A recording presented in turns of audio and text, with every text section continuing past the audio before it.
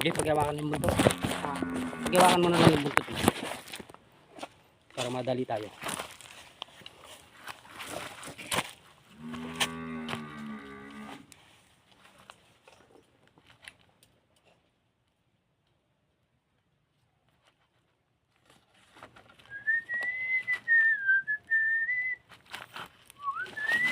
Dati nandun sila sa may kubo ko.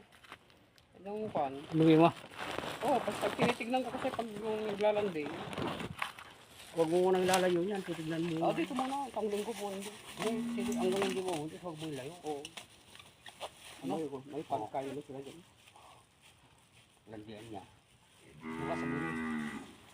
Idami kong tubo dun na pan. Na Pierre. Dalawa.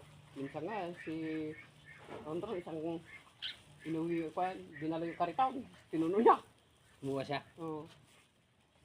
Okay lang ako dahil itong dalawang bags nito kasi hindi binokod. Saka hindi mo naman na maubos yun. Dadalaw yung baka mo. Palinit pa. Paparamihin ko dito.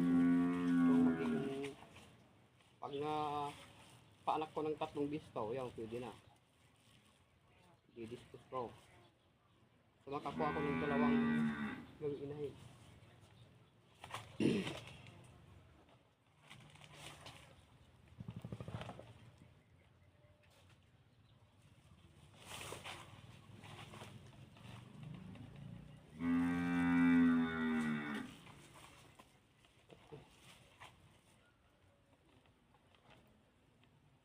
Palit-lit kahaba-haba ng service niya. Ah, Palit-lit kahaba-haba ng service niya. Pahaba.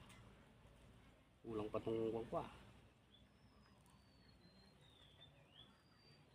Masok din.